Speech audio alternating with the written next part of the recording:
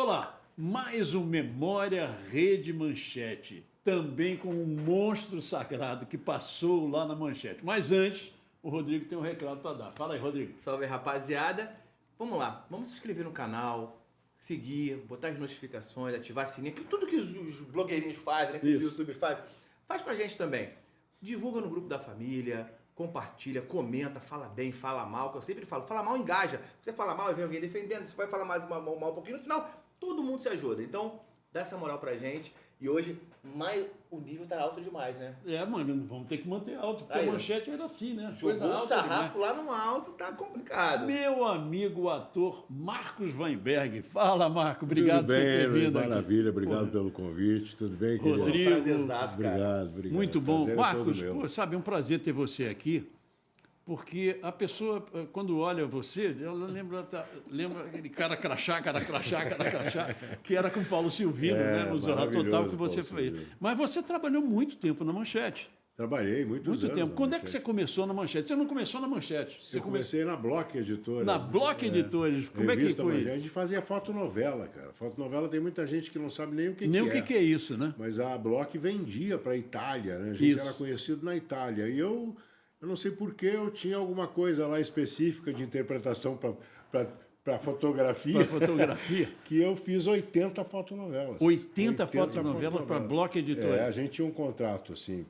Você ia lá uma vez por mês e assinava um contrato de 7 fotonovelas. Você ia fazer 7 fotonovelas num mês. Uhum. Aí, de repente, eu fazia 7 fotonovelas em 1, 2 semanas. Caramba! E assinava outro contrato. Uhum. E assim ia, né? E eu fiquei muito tempo lá, comprei carro com fotonovela, deu muito dinheiro. E era muito legal também, não era uma coisa assim superficial, não, porque a fotonovela era a história em quadrinhos, né? É uma novela em quadrinhos com o posicionamento da cena. Isso, né? Aí tinham 4, 5 fotógrafos e eles gostavam mais da cena do beijo, seguravam, não, fica aí. Sempre tinha um beijo no final. Mas você gostava também, né? Adorava. Porque eu beijei de atrizes aqui pelo Brasil e não forcei nada, né? Era uma coisa obrigatória né? Contrato. Não tinha assédio, não era assédio. Não. Olha, passou muita gente boa, todos os atores e atrizes do Rio de Janeiro, e algumas vinham de São Paulo, alguns atores, cantores. E você veio do Rio Grande do Sul, né? Você nasceu sou gaúcho. Você é gaúcho, né? Veio para o Rio? Vim primeiro para o Rio.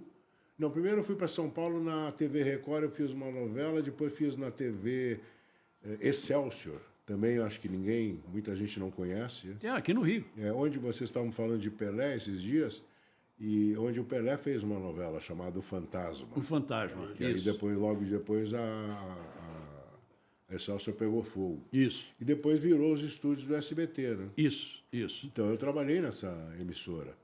Eu fiz a Legião dos Esquecidos. Nossa, mãe! A volta dos que não foram. Sadi Cabral. Primeira vez que o Cuoco e a Regina fizeram um par romântico. Foi nessa novela. Legal. Eu, garoto, entrei na novela, era a direção do Henrique Martins também.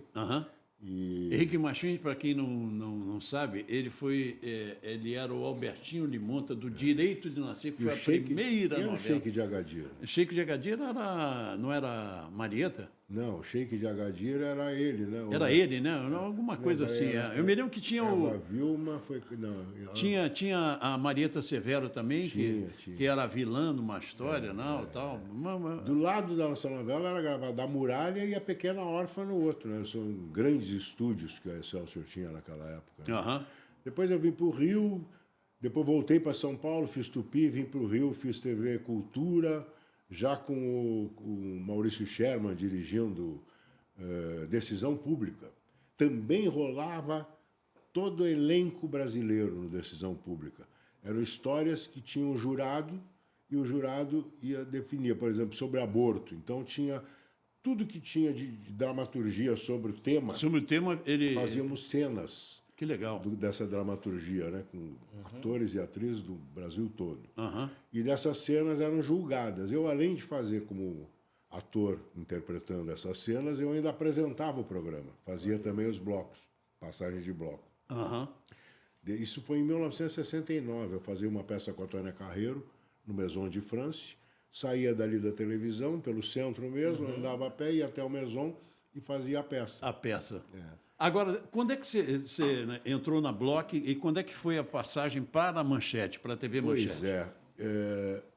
Aconteceram várias coisas, né? Eu fazia já fotonovela, que não competia com televisão, e Sim, fazia essa não televisão competia. na Globo. Eu fiz toda a linha de show da Globo, toda. Toda, né? Não tem um programa que eu não tenha feito. Trapalhões, Chico Anísio, o Jô Soares, Balança Vivo Manautai, Gordo, Vivo Gordo, Planeta dos Homens, fiz tudo. tudo. E fazia também fotonovela. Sim. E fazia meu teatro. Sim. E construía a minha casa. E teatro eu nunca larguei. Palco eu nunca deixei de pisar. Todos os dias, e era de terça a domingo. Eram 7, 8, 9 sessões, fazia teatro infantil. Sempre fui um trabalhador na dramaturgia, arte, da né? interpretação. Né? E aí eu fazia isso, de repente comecei a fazer as fotonovelas e aí passei a fazer minisséries. Na Globo ainda? Na Manchete. Na Manchete. É. Eu fiz o Guarani. O Guarani você fez, né? Isso. Que é casada com Angélica. Angélica. Fiz... Ele lembra porque ele é telespectador, ele era fanático da Manchete. Fiz um que era assim, espiritual, um garoto que era vidente. Esse tinha Cristina Mullins no elenco? Tinha. Eu lembro, não vou lembrar o nome, mas eu lembro. Daqui a pouco eu vou lembrar o nome. Bom pra caramba. Fiz o Guarani, esse foi feito em Arraial do Cabo até. Mas a primeira novela que você fez na Manchete foi Cananga. Foi Cananga do Japão. Cananga do Japão. Eu ia fazer uma outra novela que a Tezuka ia dirigir. Que é de Suzuki Yamazaki, era a diretora, Tezuka né? era uma das diretoras. A diretora principal, né? Tinha Marquinhos Chetman. Isso. Aí essa novela já tinha personagem, era uma novela futurista. Que era, não lembro o nome da novela, mas ia ser uma coisa maravilhosa. Era a primeira que ia ter coisas assim, computadorizadas, né? Eu passava no futuro e eles tinham que voltar ao passado para salvar a Amazônia. Eu acho que chamava... Não era Amazônia, era Amazônia. Amazônia. Era Amazônia mesmo. E só situando, Tezuka Yamazaki é um monstro sagrado da época para ver o nível de profissionais que estavam na Manchete. É uma cineasta fantástica. Você pegou ainda Zé Wilker como diretor de teledramaturgia? Não trabalhei com ele. Não trabalhou com ele? Não trabalhei com ele, mas nessa época eu nem estava na Manchete. Depois eu fiz Tocaia Grande, que era Grande? Do Adolfo. Do Adolfo? Era Tocaia Grande? Não, era do Carlos, era do Jorge Amado. Jorge Amado.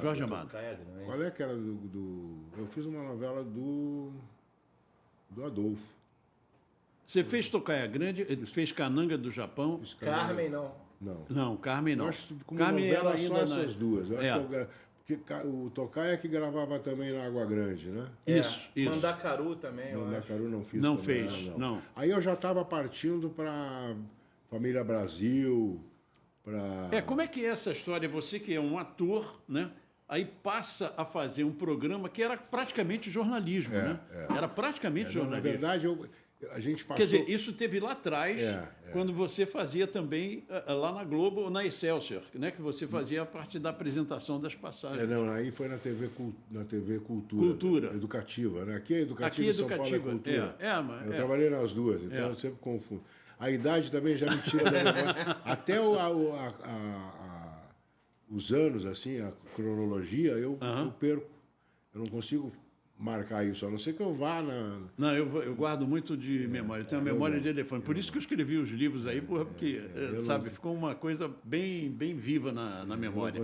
Mas o Família Brasil era muito à frente do tempo. Era. Não era um produto de fácil... Era de fácil aceitação, mas não era de fácil entendimento, talvez. Eu acho que o que diferencia, a gente sempre fala isso, o que diferencia muito a Manchete das outras emissoras é que a Manchete, se fosse hoje em dia, seria uma grande emissora, ou um streaming, ou uma emissora fechada. Porque a qualidade do que a Manchete produzia era sempre à frente do tempo. À frente do tempo. E conta pra gente como era a Família Brasil, que lançou Nível Stelman, né? Nível Stelman, era Carlos Gregório, Beth Ertal... Quem que dirigia? O Henrique Martins. Era o Henrique Martins, né? Pedro Paulo. Pedro Paulo era um diretor que eu já tinha trabalhado com ele em teatro. Ele era muito bom também, mas sempre era o Henrique. Isso foi em 1995? Pode ser. 95, por aí Pode que ser. começou, né? Pode ser. Tá. Aí eu fui chamado e a gente montou, era uma família, como é toda a família, né, desse esquema. Já tinha tido na Globo a Grande Família, né? Isso. Depois A primeira. A primeira, Primeira, né? E aí depois a gente fez essa. Eu fazia o Agostinho. O Agostinho, não. Você fazia o Linneu. Não, o Linneu não. Eu fazia o Falabella. Falabella. O personagem do Falabella na Grande Família.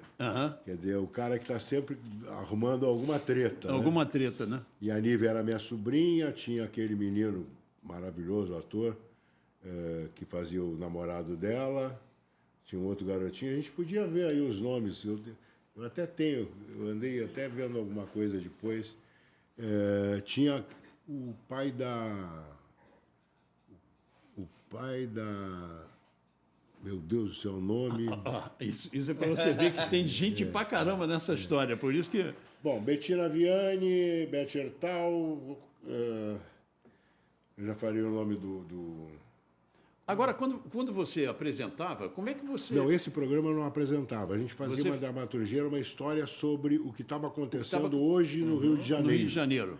Então, na história do PC Farias, por exemplo, na procura do PC Farias, a família Brasil é que prendeu o PC Farias em casa. E a gente legal. fazia durante o dia inteiro, acompanhava as notícias do dia lá dentro da emissora, acompanhando com o jornalismo, na redação do jornalismo, enquanto o redator montava o texto, a gente já ia pegando as primeiras páginas, já ia decorando.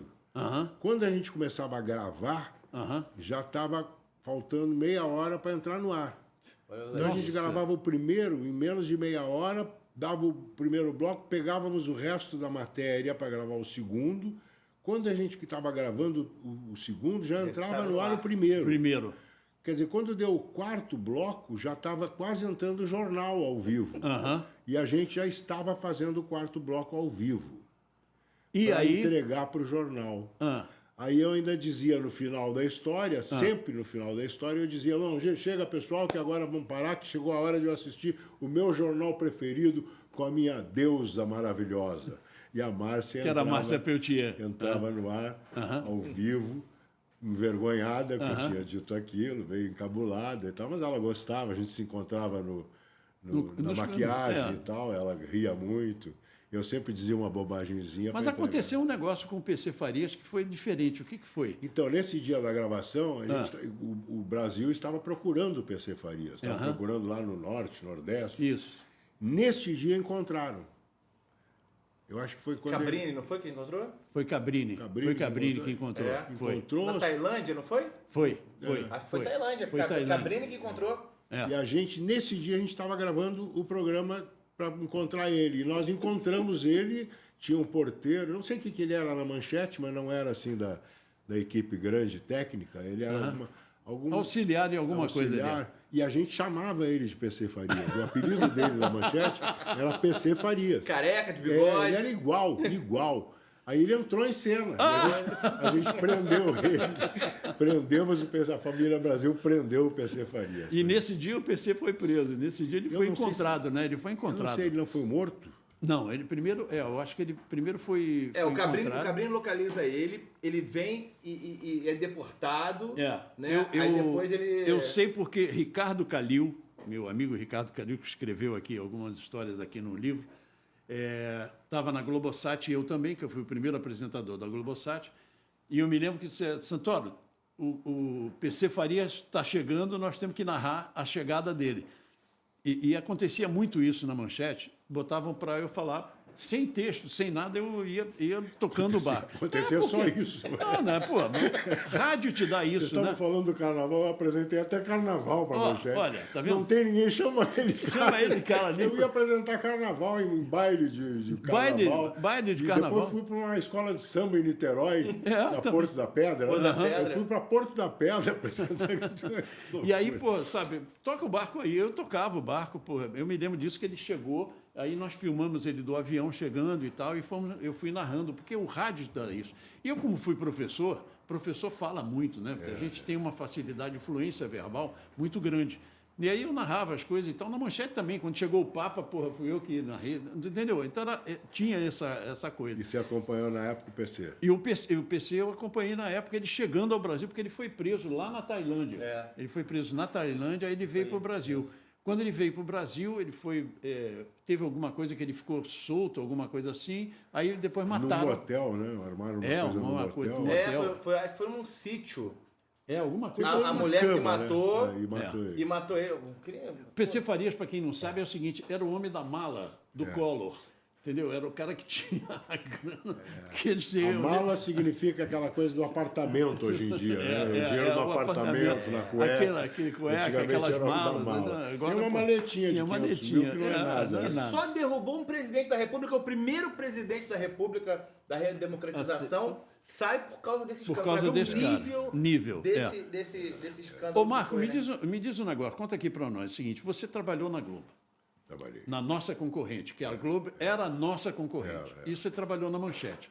Eu me lembro que quando a gente fez a primeira festa da Manchete, em 2011, no Scala, eu me lembro de Eliakim Araújo, tá, contando que ele tinha trabalhado na Globo, mas ele tinha gostado muito mais de trabalhar na Manchete. E o Florestan Fernandes falando a mesma coisa com ele. Como é que era trabalhar na Globo e trabalhar na Manchete? Conta, por favor. Eu digo isso sempre para mim, assim, meu pessoal em volta, né? Eu não quero mais fazer televisão. Mas, dependendo do Cacau, né? Do Capicholé. Isso. Se a Manchete existisse de novo, a Manchete, para mim, é o que foi o SBT. A Manchete e o SBT você pode colocar nesse nível. Isso.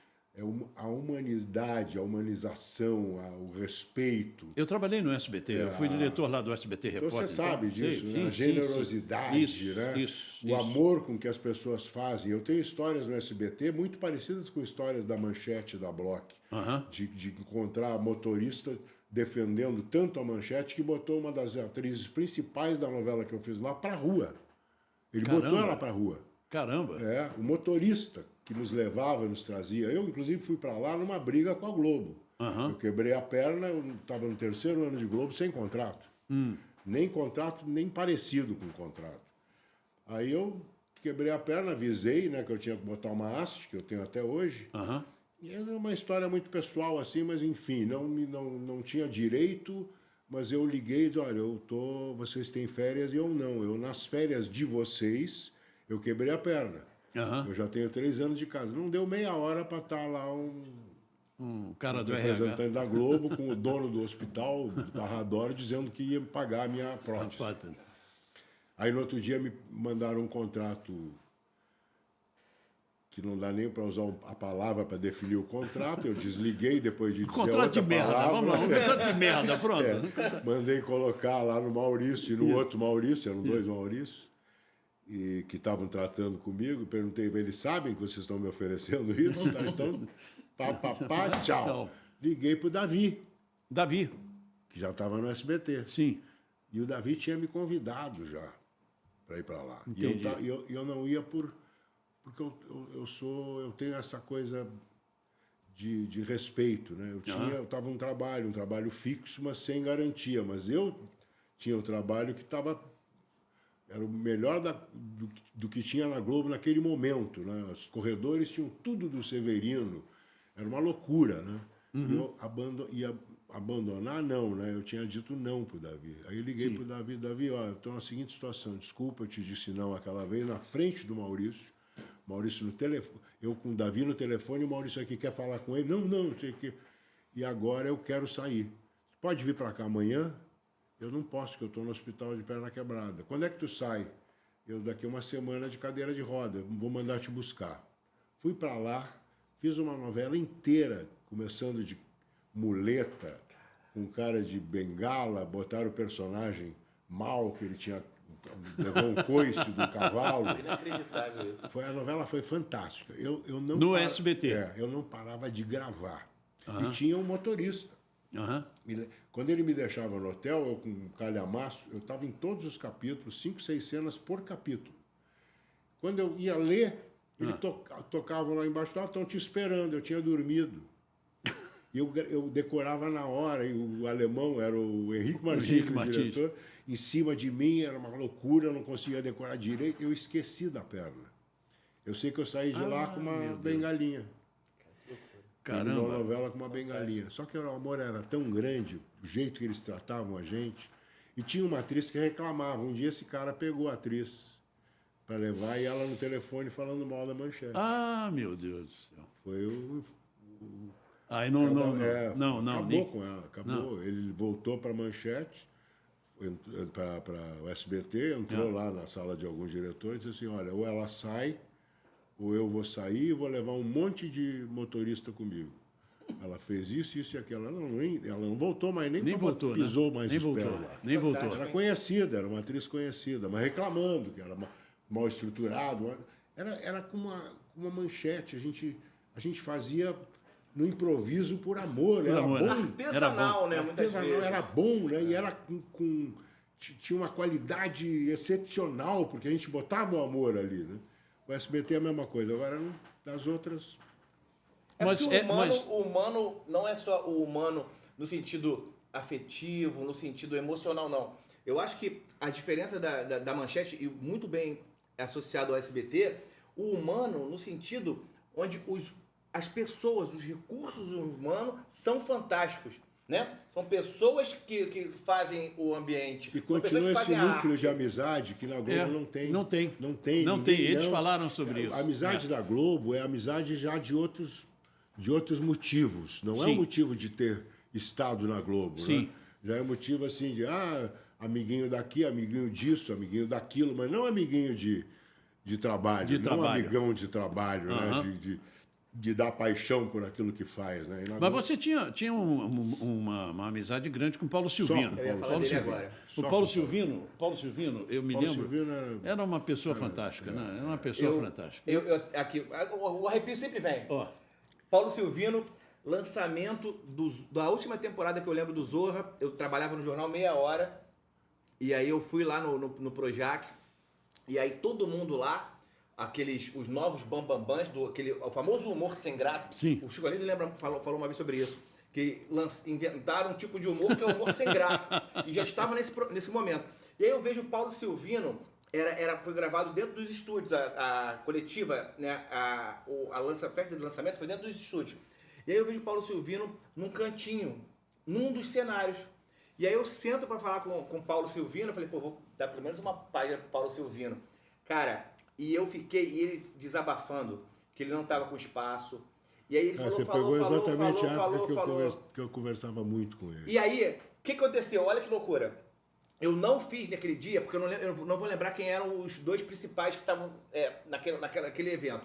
Eu não fiz matéria com eles, estava todo mundo falando com eles. Eu não fiz porque eu fiquei constrangido de deixar o Paulo Silvino sozinho. E eu fiquei mais de uma hora falando com o Paulo Silvino, comecei gravando, depois parei de gravar, um papo aqui de olho no olho, de emoção, de segurar na mão dele, e foi tão lindo. Logo depois, assim, teve a passagem dele, mas foi uma coisa tão emocionante. E aí, olha o que acontece. Eu volto para a redação, apresentei isso para a editora.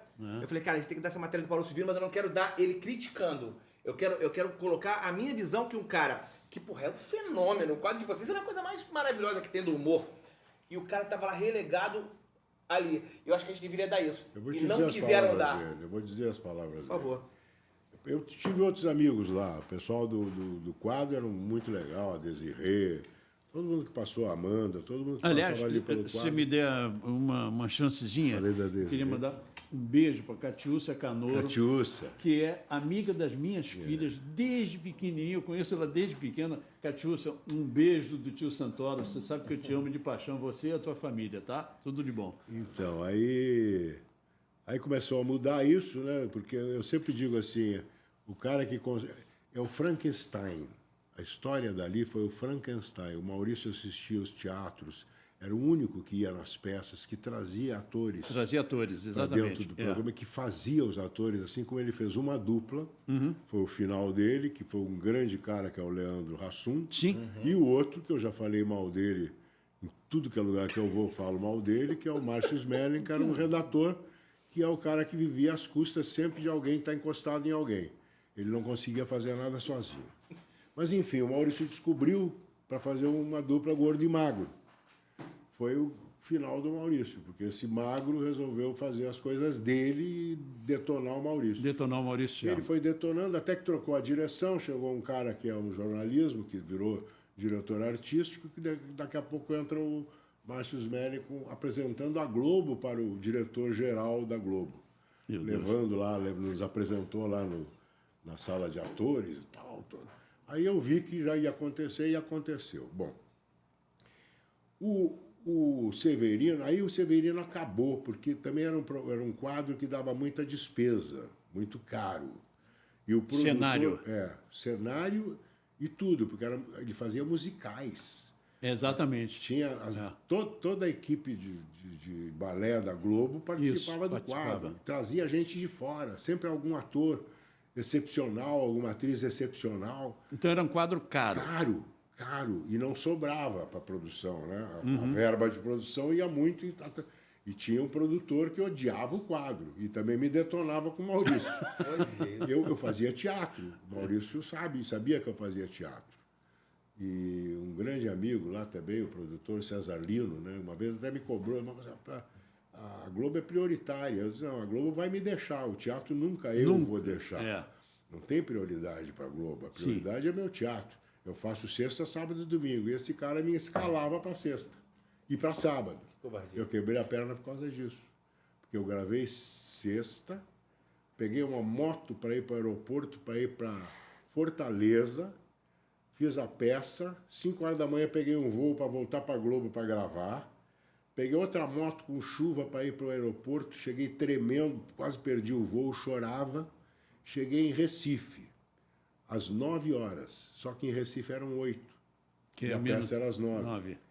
Aí eu corri pro teatro, comecei a fazer, eu esqueci de comer, esqueci de dormir, caí do palco. Nossa, e a perna ficou. Aí que eu quebrei a perna. Foi essa história que eu... A história que você contou ainda há pouco, Ainda há pouco, de quebrar a perna e vir de avião para operar aqui no Rio, e a Globo não tinha compromisso nenhum comigo, e eu forcei esse compromisso. E eles tiveram que pagar a minha... Sim, isso é... Aí fui para o SBT. Bom. Mas o Paulo Silvino? O Paulo Silvino, nessa época que você estava com ele, a gente saía muito para almoçar, ele, a viúva dele, a minha mulher. A gente ia ele morava ali perto daquele restaurante de sanduíche, Cervantes. Atrás, ali, naquele condomínio. No início ali no início da Avenida das Américas, do Alvorada. Aí a gente ia no Cervantes. Não, a gente foi nesse dia no Outback. E eu pedi a cebola. Aquela cebola, aquele cebolão. Aí estou comendo a cebola, o Paulo quietinho, mas Paulo, come aí. Não vou comer a cebola, eu estou com mal-estar. Aí eu disse, pois é, Paulinho, vamos para o SBT, Paulinho. Fala lá com o Silvio.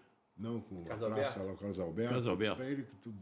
mas não pode, porque o contrato... A gente bota outro nome, faz o do Sal, o Saleiro, faz qualquer outro quadro, mas vamos para lá. Eu não vou sair, ele estava muito acomodado e com medo de sair da Globo. Medo. E ele diz, porque agora eu estou fazendo figuração, ainda a única fala que me dão é repetir a fala do outro. Que horror. Quando o cara dizia assim, eu vou para Maracangalha, eu dizia assim, pois é, ele vai para Maracangalha. E eu acredito muito em doença... mental. Sim. Como é que chama? Emocional. Tem um nome, ela né? Ela é... Oh, meu Deus do céu, agora fugiu o nome, tá vendo? Pois é, o público que está assistindo sabe disso. É orgânica, né? Organicamente vai mexendo com a pessoa. Você provoca a doença. Você provoca a doença. Aí eu disse para ele, receitei um remédio para ele, assim, toma um pantoprazol diário, né?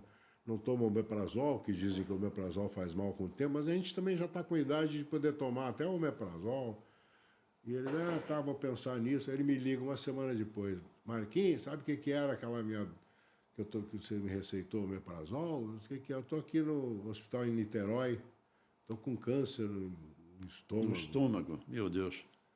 Não ficou... Ainda a gente fazia vídeos com ele, e ele saía com o soro do quarto para falar com a Gisele, olha eu aqui, ó, tô saindo dessa, tô fazendo... Ele tinha um ânimo até nessa hora, mas não durou muito. Não durou. O Paulo Silvino, eu encontrava muito com ele ali naquele supermercado Pão de Açúcar, ali no Freeway.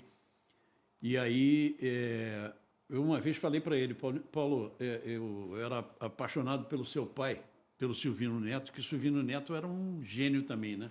Ele e o filho. Ai, como era grande. Ai, como era grande. E aí o Paulo me deu as gravações do pai dele. Eu tenho as gravações. Você também tem, né? Tem as gravações do pai dele. Ele fez aquela história do pai do barco, né? Isso. Da enfermeira, entendeu? As histórias o cara que estava para morrer, sabe? Então, várias histórias, vários esquetes, né? A última coisa que ele fez... Era só áudio. Ele fez uma peça, ele escreveu um texto. Como ele não queria decorar mais, ele escreveu o texto que era As Aventuras do Papaceta. As Aventuras do Papaceta. Imagina. E ele montou o espetáculo. Tínhamos um amigo em comum, eu que fazia produção para ele, produção para mim. Montaram, eu fui assistir um espetáculo lá no teatro, lá no centro da cidade. Teatro Ginástico? Não, ali da Rio Branco. Rio Branco? Teatro Glauci Rocha. Glauci Rocha. Glauci Rocha é minha madrinha, né? Ah, é?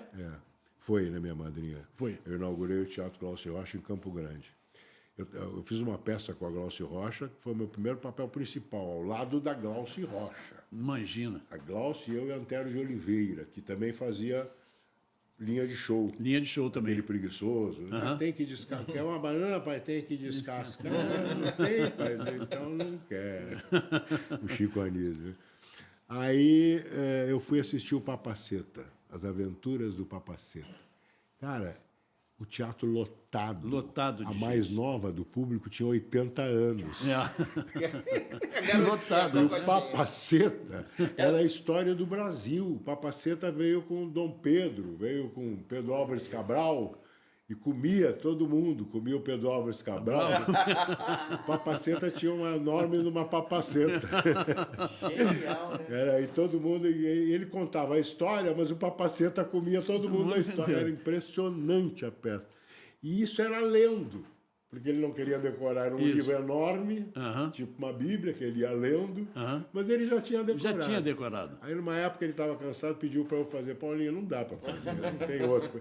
Ele convidou o Jô Soares numa entrevista, ele disse, esse cara me convida para fazer uma peça escrita por ele para ele. Eu não posso fazer. Não tem como, né? Não tem como. O Jô era um grande amigo dele, adorava ele. Não tinha quem não gostasse do... Sim. Do Paulinho. Sim. Né? O Paulinho tinha essa coisa, né? Como tinha, por exemplo, Agildo Ribeiro. Você trabalhou também com Agildo, né? Trabalhei com Agildo. Agildo, você também, era uma pessoa também, era meu amigo. Eu me lembro que uma vez eu fui assistir uma peça dele no teatro. Um humor, né?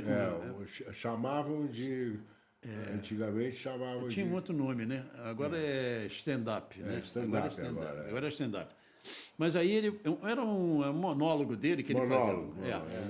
Eu me lembro que eu comprei, eu e minha mulher compramos a entrada, ela no América, ali na Campos Sales, no Rio de Janeiro. Aí fui lá, comprei a entrada e tal, sentamos. Olha, eu via todos os shows do Agildo e eu me arrebentava de rir sempre, porque o Agildo era muito gozado.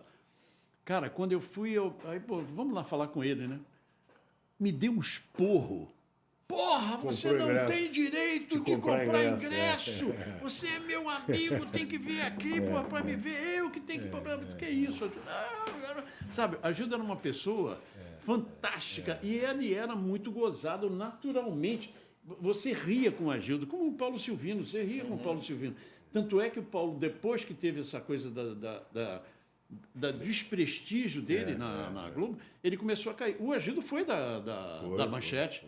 Né? Costinha foi da Manchete. Ele fez Topogígio, né? Fez. Topogígio, imagina. E fez o Cabaré do Barata. Cabaré do Barata. E o Costinha também trabalhou na Manchete. Eu me lembro que uma vez eu soube de uma história do... Costinha vai lembrar. O Costinha também trabalhou na Manchete. Eu me lembro de aquele chapéu de cartola assim, ele falando. E o Costinha... Genial. O Costinha fez um negócio, rapaz, que eu falei, meu Deus, Quem fazia a produção dos shows dele em teatro era o Amaury Santos. E o Amaury me contou isso porque é um negócio fantástico.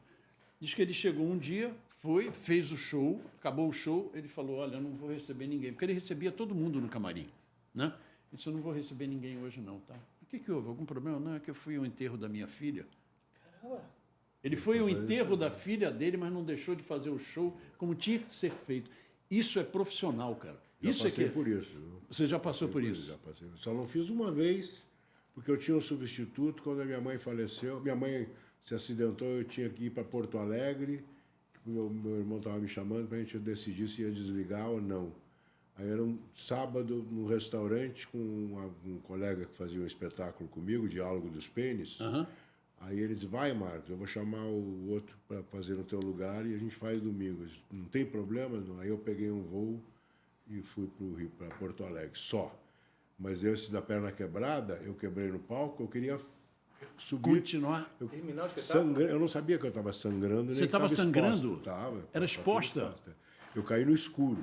Ai. Aí eu pedi para puxar minha perna, que eu tinha sentido... A calça rasgou, não era a calça que rasgou. A perna fez assim, cloc. Ai, meu Aí Deus ele do bota céu. no palco pra gente falar e o público todo já lá atrás me abanando.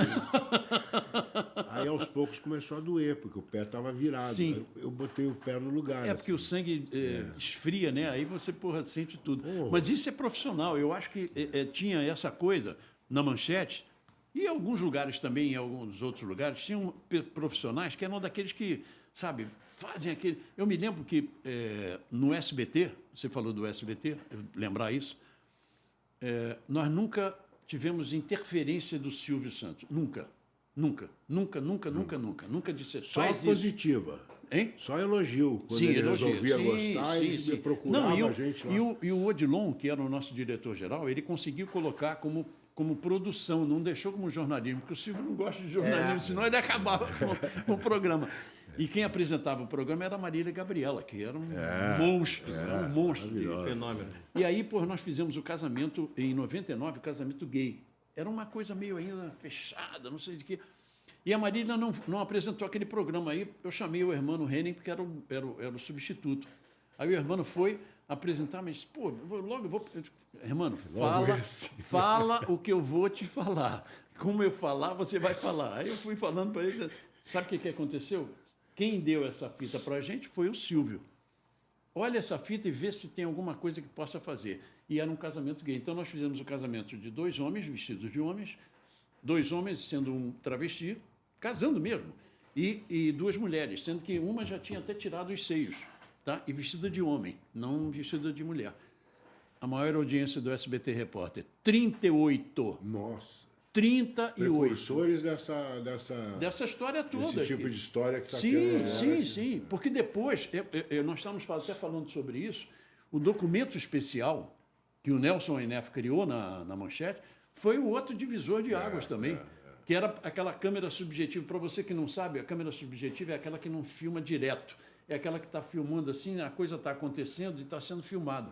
Então, o documento especial foi de uma vanguarda, uma inovação, vanguarda, assim, fantástica, né? E ele trouxe esse documento verdade, que era o documento especial. Você deve ter visto alguns... Não só vi, como acho que eu fiz locuções. Você também fez ali. alguma coisa... Você sabe que eu fiz locução no programa de domingo, apresentei a Rota do Crime. Mas com a tua voz, pô? Apresentei a Rota do Crime também? Apresentei também. O Rummel saiu. Marcos Rummel saiu. Tinha o Ronaldo Rosas também que fazia. E aí deu uma brecha lá de feriado e tal. Fui, apresentei a Rota do Crime. Eu fazia... 24 horas, né? 24 horas. O 24 horas foi um marco na minha história. Mesmo? Foi quando eu entrei direto no jornalismo, né? E como é que era esse 24 horas? Conta para o pessoal saber como é que era. É uma coisa fantástica, uma ideia maravilhosa. 24 horas em cima de um tema. Então tinha 24 horas, começou com a Solange Bastos, né? Solange Bastos, isso. E depois o Aldir me chamou. Era o Aldir que era o... O Aldir era o criador, né? O criador era o Henrique... Não, Henrique não, é o cara que criava tudo no jornalismo. Não vou ficar procurando o nome. E aí depois passou para o Márcio Bueno também dirigir, a Mônica Miranda era produtora, a gente fazia a pauta. Isso. Então eu escolhi um tema. Vou dar a ideia de um tema. Praça Mauá. 24 horas na Praça Mauá. Esse tipo de câmera assim que você falou. Sim, a subjetiva, né? Que ficava lá e a repórter se expunha. Ficava lá, ia para as boates de noite, de manhã, o que acontecia na Praça Mauá, o pessoal já de porre pela rua, a polícia fazendo limpeza da praça. E entrevistava quem fazia limpeza, né? Sempre na Praça Mauá, camisinha, cápsulas de drogas, etc. Aí passava para Praça Mauá comércio, né? E aí até chegar na noite também, era 24 horas em Copacabana, 24 horas na vida de um gordo. Nossa! A vida de um gordo, pegando táxi, saindo na rua, chegando no trabalho, sentando no cinema. A ideia é maravilhosa, se vestindo, né? A ideia ficando é maravilhosa. 24 horas na vida de modelo e manequim. Este estourou, porque passou por tudo na vida de modelo e manequim. Sim. Até quem diz que é modelo e manequim não é. Não é. Aí tem histórias... E a história de 24 horas em Copacabana também começa com pescadores chegando 5 horas da manhã. Isso. Passa para idosos fazendo aquela... Depois vem o pessoal amanhã abrindo as lojas. Corrida. De manhã já tem prostituição, que é a prostituição mais infantil, mais de gente mais nova e tal. Depois passa para travestis, depois passa para prostituição de héteros, e aí vira uma mistura à noite, vai para as boates, e assim vai 24 horas em cima de um tema. E tinha tema, e tem tema até hoje. Você procura, tinha 24 horas a história de clínicas de aborto. Nossa, poxa. A gente fez, com a Solange ainda teve o Vila Mimosa. 24 horas na Vila Mimosa. Vila Mimosa, para quem não sabe, era a zona de prostituição no Rio de Janeiro, mais famosa. Quer dizer, você pode começar 24 horas em Copacabana e depois ir pegando núcleos e ficando 24 horas em cima desses núcleos, né? 24 horas na Praça Mauá e depois 24 horas no puteiro da Praça Mauá. É infindável. Na vida de uma prostituta. Né? Até em Copacabana mesmo você pode ficar 24 horas na vida de um porteiro, 24 horas na vida de uma prostituta, Exatamente. 24 horas. Só em Copacabana a gente já faz uma série dessas. Nunca ninguém fez, eu não sei onde é que ficou esse material. Esse foi o meu último material, assim, Foi o que você mais gostou de ter feito na Manchete? É o que eu mais gostei. Pô, engraçado, você tem uma veia jornalística e é ator. Eu sou curioso. A gente, na época do 24 Horas, teve a morte da Daniela Pérez. Daniela Pérez. Me chamaram, eu estava apresentando 24 Horas, me chamaram, de repente, para entrevistar o técnico, não, como é? O legista. O legista. E que ele tinha provas e tal. E eu me lembro do Aldir no meu ouvido, disse, pede a foto, mas ele tinha dito que ele não ia mostrar a foto. Pede a foto! E eu não era do espírito do jornalismo. Do jornalismo, assim. Porque quando me chamaram para fazer o 24, porque a história era do Ratinho. Eu acho que não sei se foi da Rota do Crime, foi no 24 Horas. O Ratinho estava dando paulada na mesa. Foi aquele auge do jornalismo. Não era Ratinho, não. Era aquele cara... O Borghetti? Era o Borghetti. Não, mas do Ratinho dava também. Começou dava no Paraná. Começou com o Ratinho lá. Ele que veio com essa história de dar pau em todo mundo, de peitar bandidos. Isso, você tem razão. Eu acho que eles queriam que eu fizesse isso. Que eu tinha gente galã desse não vai poder fazer. Não, mas eu tinha gente brava. Eu sempre eu fazia apresentação clássica, eu não me sentia muito à vontade de entrar, assim, eu não podia dar opinião, eu era só um apresentador, eu não queria invadir o jornalismo. Sim, né? sim. O meu respeito pelos repórteres de rua, nossa, eu tenho até hoje, eu adoro reportagem de rua. É um negócio que nem polícia que vai lá Você vê tudo, né? Você tem tudo. Vai você na cara, né? Vai, se enfia, se arrisca tudo. Tá lá para morrer, que nem todo mundo, né? Que nem vai pra guerra, o cara tá lá. Eu lembro do Amaral Neto. Eu sou da época. Pô, Amaral Neto, o repórter. Programa do Amaral Neto. Sabe quem era o diretor? Não. Chúcio Narvaz, que é pai do Marco Narvaz, que tem uma história aqui contada aqui. O Marco Narvaz é cinegrafista. Não prestei atenção. Ele tem a história da fotografia da Titiolina.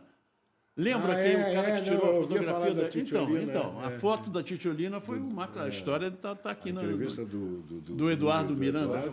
Foi sensacional, né? Muito boa. A gente lembrou muita coisa aqui. Agora, o fato de você ser galã, isso te abriu portas? Você acha que te limitou de alguma forma? Porque assim, hoje, anos depois, a mulherada fala muito isso. Ah, eu ter sido bonita não foi legal. Ruim é ser feio, né?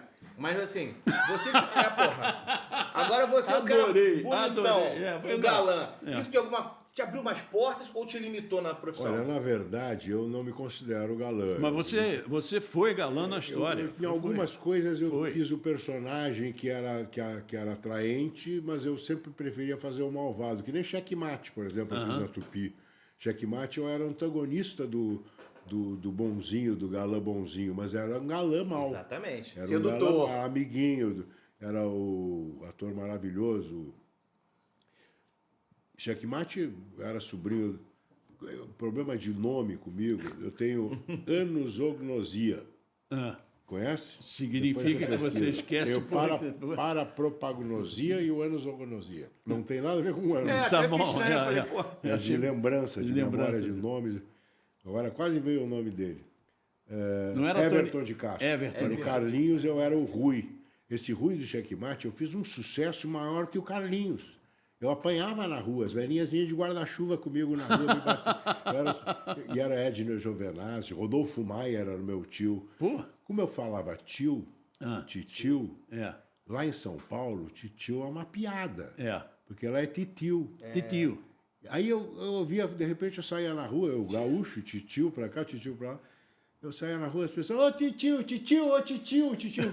que nem o Severino me vem na rua, né? Severino, quebra-galho, cara crachá, cara. Era o titio, eu não sabia o que era, eu não entendia isso. É por isso. Depois eu descobri por quê. Então, qual era a pergunta mesmo? Não, então. Sim, galã. Você era galã. Aí eu gosto de desconstruir isso. Por exemplo, eu fiz um filme que eu fazia um bêbado. Adorei fazer.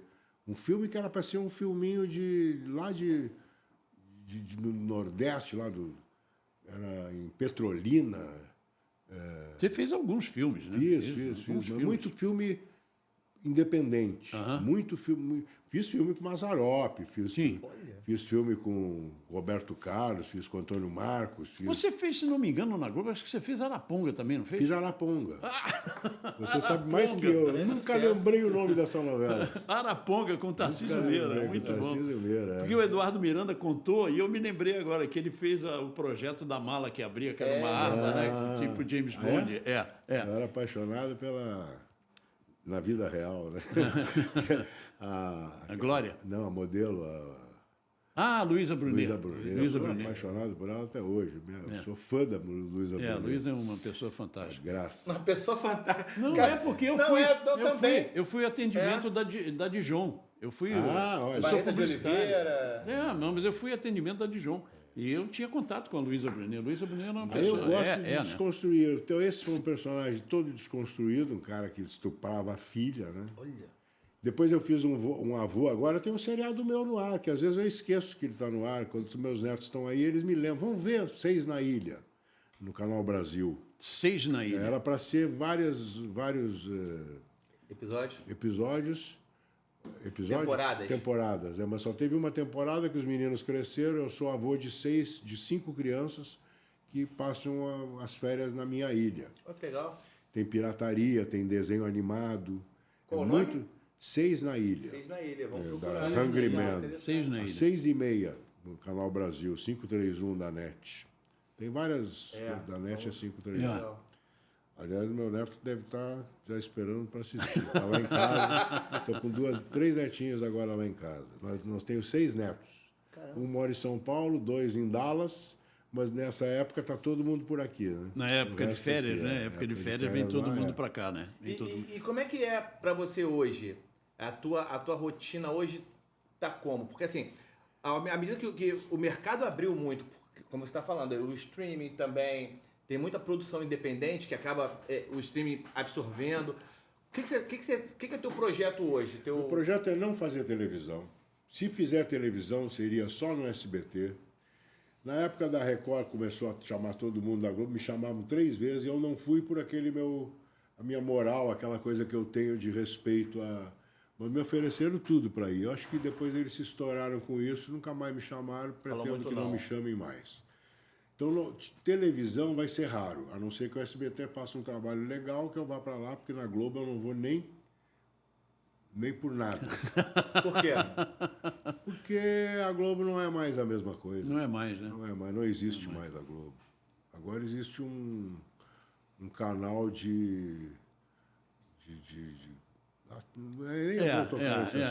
É um canal que não é mais o que era. Né? Então a gente sabe que mudou muita coisa na Globo. Muita coisa na Globo mudou.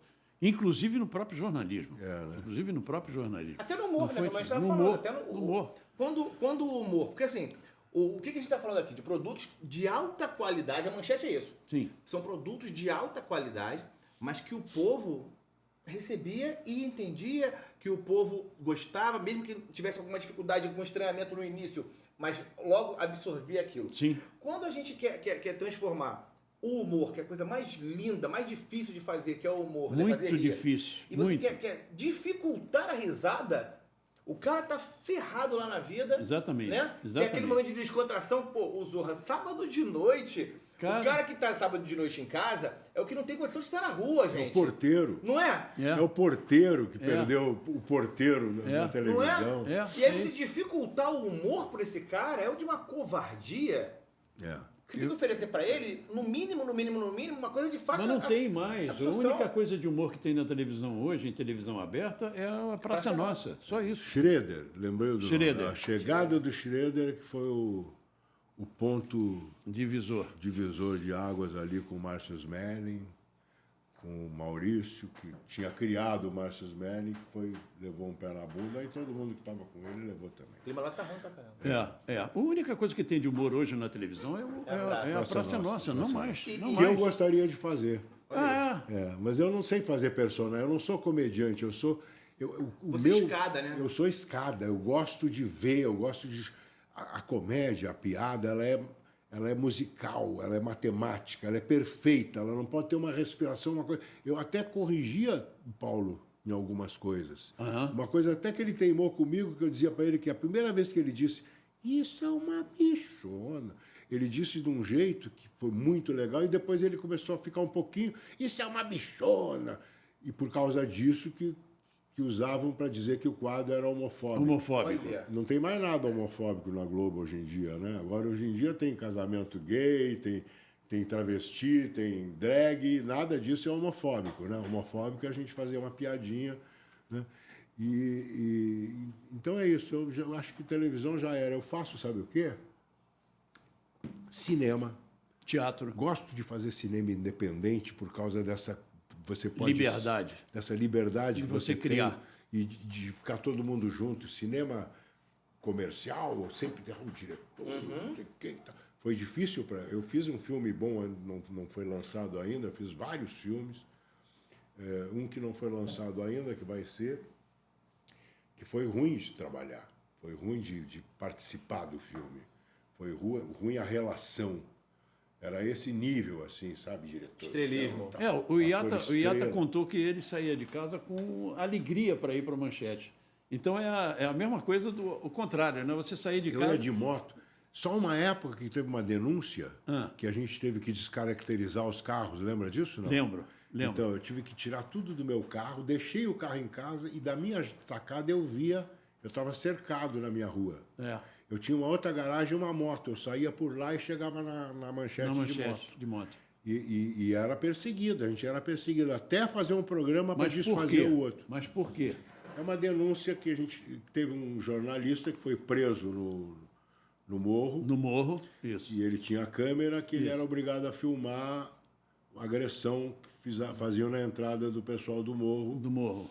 E aí ele foi liberado pelo Aldir, que o Aldir tomou o lugar, com câmeras, sem câmera, porque eles tinham câmeras, melhor equipamento que a Manchete, filmaram tudo e a gente colocou no programa e eu apresentei. Eu era só uma apresentação. Só botou a cara. Aí era a minha cara, que era... Eu era o Bandeira. Até que me disseram, não, estão pedindo para a gente fazer um programa agora da parte boa, para poder a gente reverter isso, e prenderam 5 daqueles caras que faziam aquilo. Simplesmente o pessoal do morro ia entrar na comunidade e eram botados no muro e eram chicoteados. Chicoteados. Qualquer um. Mulher, criança. Foi uma época meio pesada para a Manchete. Essa época foi uma época pesada para a Manchete. Foi pesada. E você ia sem segurança, sem nada? Nada. Daí ele ficou lá, depois que filmou, depois que a gente colocou o programa, liberaram ele, e aí a outro lado que aceitou a denúncia como verdadeira, pediu para a gente fazer um programa do lado bom, e a gente fez um programa enaltecendo realmente as pessoas boas, né? E aí uma coisa foi ficando mais calma. Aliás, que a gente está falando no Aldir Ribeiro, o Aldir foi o cara que fez a vinheta do M voando, né? Pelas coisas. É até bom a gente contar isso, o M voando, né? Aquele M ali, ele vinha voando, o sol surgindo, né? Era de manhã, quando começava a programação da Manchete. 24 horas. Isso. Não, antes ele 24 horas em cima do dia. Em cima do dia, isso. Aí via e tal, papai, e no final terminava em cima do prédio da Manchete. Só que eram 2 prédios. E aí disseram para o Aldir, olha, o M vai ficar em cima do prédio da esquerda. E aí ele foi na computação. Perto do teatro. Isso, no prédio do teatro, onde tinha o Teatro Adolfo Bloch, que hoje é Prudential. Foi Glória, depois Prudential. Agora Prudential. Aí pousava ali, tá? Só que quando eles foram colocar aquele M pesado ali, viram que se colocasse ia desabar. Para quem não sabe, o M era do tamanho de um prédio. Um negócio enorme, grande para burro. E ele tem uma passagem... Tem. Eu vou contar agora. E aí, tiveram que botar o M do lado direito. Então, na Manchete aparecia o final do M parando ali, mas ele ficava à direita. E tem uma história que está contada aqui pela Raquel Boechat. No final. Exatamente sobre isso, porque o repórter do 24 Horas. Repórter do 24 Horas, o Marcos Weinberg, passa em Seropédica que nós queríamos resgatar o M da Manchete. Nós, malucos, né? Ex-funcionários, queríamos resgatar isso. Então você pode... A Manchete é nossa. Não é da família. Não é da família, é nossa. Aí eu estou fazendo teatro, eu fazia Diálogo dos Pênis, eu fiquei 17 anos fazendo esse espetáculo, indo para São Paulo. São Paulo teve temporada de 3 anos, depois de uma. E eu pegava o carro e ia toda quinta-feira para São Paulo, de noite, para chegar em São Paulo de manhã, na sexta, para ter a temporada. E estou passando lá em Seropédica, assim, antes de chegar na Dutra. Isso. Você passa ali por baixo, já é uma saída boa, que eu moro no Recreio. Aí eu olho assim do lado direito e eu disse, olha lá. Era Roberto Lopes que estava comigo na época. E eu dirigindo, aí eu parei o carro assim, um M enorme. Eu disse, aquele M eu conheço. Aí voltei. Isso a Manchete já tinha acabado, tá? Mas aí tinha que ir, o Roberto enchendo o saco pra gente ir. 2011. Isso foi em 2011. Aí eu disse, pô, olha o M da Manchete, aí tirei foto. Isso. Aí viajei, fui para São Paulo, voltei e entrei em contato. Aí botou no Facebook, pro grupo, e disse, olha, encontrei o M. Eu acho que eu estava na foto também, eu tirei uma foto comigo. Ou é o Aldir que tinha Não, foto? O Aldir tem uma foto que foi tirada pelo Edson. Do outro M que foi tirado pelo Edson de Souza. Aí botei no grupo, aí virou aquela polvorosa, todo mundo, Mônica Miranda, todo mundo, vamos fazer uma vaquinha para comprar o M. Vamos atrás do resgate do M, para resgatar o M. Aí passou uma semana, eu disse, agora eu vou lá mais cedo, vou ver. Mas não consegui mais cedo, a casa estava fechada. Estava fechada. O M lá na frente. Passou umas 3 semanas, quando eu vi o M não estava mais, ou ele estava meio jogado assim de lado, aí eu não sei, não tinha lugar para botar. Porque a gente ia comprar o M para botar onde? Uma campanha, vai botar o M onde? Não tinha onde colocar. Não tinha onde colocar. Comprar um terreno para botar o M ali, entendeu? Era uma coisa bem maluca. Eu cheguei a medir meu terraço. Isso. Para colocar na cobertura. A minha mulher ia adorar. Aí, aquele Mzão lá. Então, pô, o Marco participou também disso. E aí, pô, quando eu fiz o lançamento do livro, no dia 5, ele foi lá no... Esse M aqui, ó. Esse M aqui. Esse aqui. É o M da nossa logo ali. É da nossa logo. E se você que está assistindo aí, souber onde está o M, fala pra gente aqui, né? Vai nos comentários, vai lá na nossa rede social, que a gente quer saber onde está o M. Inclusive, eu estava vendo, na última semana, eu estava vendo, falando de Manchete, mais uma vez, eu estava vendo os estúdios da Manchete lá em Vista Alegre, na Água Grande, de onde eu sou. Eu nasci e fui criado na estrada da Água Grande. Então, assim, e a gente estava vendo lá como está o estúdio lá. E ainda tem parte dos estúdios, os prédios estão preservados ainda. Então, assim, aqui, se alguém souber... Só para você saber, ó o M aqui, ó, a foto do Aldir. O Aldir Ribeiro com o M aqui. O Edson E o Souza Rambo também, ó. Isso aqui já foi o Odair Rosa, nosso mestre das artes, que fez, que era exatamente o resgate do M, entendeu? Muito legal. Isso foi uma coisa muito interessante. Avisa pra gente, se você souber onde está o M, avisa pra gente que, pô, vamos tentar... Resgatar. De repente resgatar esse... Botar no nosso terraço aqui o M, vai que tem espaço. Pra mim tinha VM de Marcos, né? Também. O meu é mandarine, aí ó, a gente já faz uma vaquinha aqui, ó, a gente já divide. Vamos comprar uma terrinha. Fica 6 meses aqui, 6 meses lá na tua cobertura. Gente, olha, quem quiser o livro já sabe, é só entrar em contato comigo, né? No meu e-mail, que já vai estar aqui embaixo. Aí você entra em contato comigo, o livro vai autografado para você direitinho. Vai para todo o Brasil. Isso é um negócio legal que tem nos Correios, sabia? Isso é uma coisa boa. Chama-se... No dia do lançamento do livro, eu achei que não tinha mais, porque eu nunca vi um lançamento de livro com tanta gente, cara. Lotou e tinha gente na rua fazendo fila para comprar. Fazendo para comprar, exatamente. O que é isso? Eu nunca vi igual. Impressionante. Esse cara é... Não, é porque, porra, querido, pessoal... Não, eu falo sempre que não sei por que cargas d'água. Quando falam em Manchete, falam... fala com o Santoro. Porra, fala com o Santoro. É o dono da Manchete. Não sou dono. Então o M vai para casa dele. Aliás, eu fui o segundo a sair, porque a primeira foi a Iris. Né? A Iris saiu em 87, eu saí em 88. Porque nós começamos lá em 83, no início ainda, antes da Manchete estar no ar. E a Iris, tem uma história dela aí também no livro. Né? A Iris é aquela voz maravilhosa. Ia falar isso. Para quem não conhece, quem é Iris? A Iris é aquela que falava no aeroporto, falava Tóquio, voo tal, tal. Aquela voz maravilhosa. Meu pai que já morreu há 54 anos, imagina. Conhecia 50. Não, ele assistia o jornal da Tupi por causa da... Eu contei isso para eles. Que era um negócio fantástico. A voz, ela tem uma voz maravilhosa até hoje. Iris Lettieri, né?